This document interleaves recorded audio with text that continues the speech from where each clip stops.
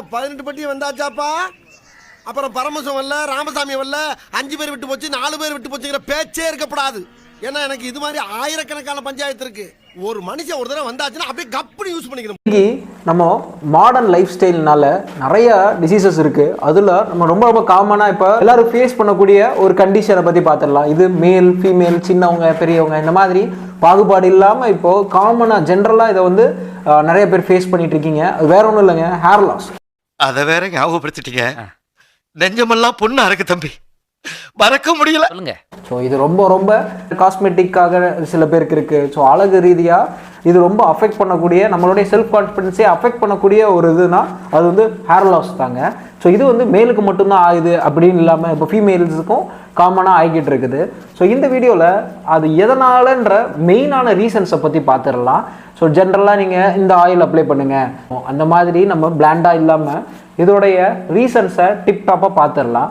உடலுக்கு எப்படி ஒவ்வொரு செல்லுக்கும் ஒரு எனர்ஜி தேவையோ, ஒரு சத்து இல்லைன்னா ஒரு குறிப்பிட்ட அளவுக்கான நியூட்ரிஷன் தேவைப்படுதோ, அதே மாதிரி தான் நம்ம ஹேருக்கும் தேவைப்படுது. அதை நீங்கள் எப்படி உங்களுடைய டெய்லி லைஃப்பில் மீட் பண்ணுறீங்களா இல்லையான்னு பார்த்துக்கோங்க. ஃபஸ்ட்டு நீங்கள் பார்க்க வேண்டியது டேண்ட்ரஃப்ங்க. உங்களுக்கு டேண்ட்ரஃப் இருக்கா இல்லையான்னு சொல்லி பாருங்கள்.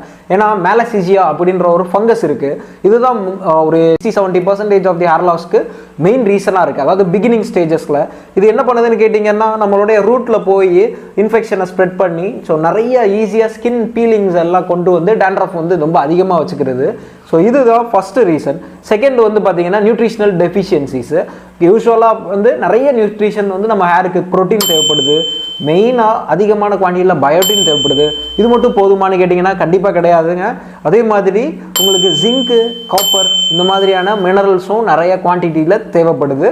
ஸோ இது வந்து உங்கள் அடிக்குவேட்டாக எடுத்துக்க பாருங்கள். நெக்ஸ்ட்டு ஜென்ரலாக கெமிக்கல் ஏதாவது உங்கள் ஹேருக்கு எக்ஸ்போஸ் ஆகுதான்னு பாருங்கள். அப்புறம் ரொம்ப அதிகமாக உங்கள் ஹேருக்கு வந்து ஏதாவது ஒரு டேமேஜ் வந்து நீங்கள் எக்ஸ்டர்னல் ரீதியாக கொடுக்குறோமான்றதையும் நோட் பண்ணி பாருங்கள். ஸோ இன்டர்னல் எக்ஸ்டர்னல் ரெண்டு டைப்பாகவும் நீங்கள் வந்து எவ்வளோக்கு எவ்வளோ எஃபெக்டிவாக ட்ரீட்மெண்ட் எடுத்துக்கிறீங்களோ அந்த அளவுக்கு ரொம்ப நல்லா ஹேர் லாஸை வந்து க்யூர் பண்ணலாம். ஸோ ஃபஸ்ட்டு டேண்ட்ரஃப் க்யூர் பண்ணுங்கள். செகண்டு நல்ல நியூட்ரிஷனை மீட் பண்ணுங்கள்.